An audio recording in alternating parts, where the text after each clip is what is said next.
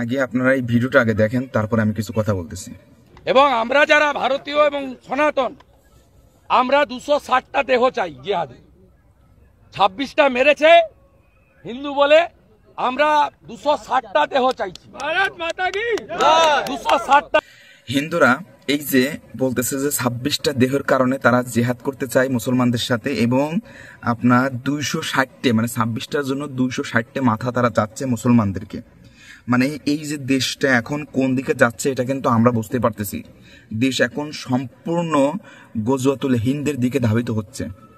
এবং কাশিদা একটা বই আছে, যে বইয়ের ভিতরে পড়ছিলাম যে 2 ঈদের মাঝখানে আপনার প্রচণ্ড লেভেলের একটা যুদ্ধ গঠিত হবে, এবং এই এশিয়া মহাদেশে যেটা হিন্দুদের সাথে মানে ঈমানওয়ালা ব্যক্তি এবং কাফেরদের সাথে এই যুদ্ধটা সংগঠিত হবে।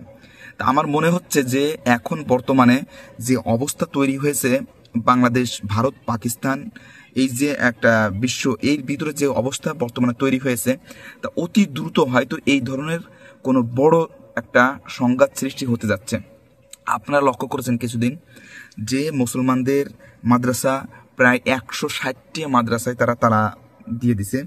এরপরে আপনার মসজিদগুলো তারা বন্ধ করে দিচ্ছে, মুসলমানদেরকে যেখানে ইচ্ছা সেখানে বেধড়ক মারতেছে ইন্ডিয়ার। এরপরে যে দেখেন কাশ্মীরে তো তারা একের পর এক মুসলমানদের উপরে নির্যাতন করতেই আছে। তো এখন দেখেন চারিদিক থেকে ভারতের চারিপাশে কিন্তু সমস্যা।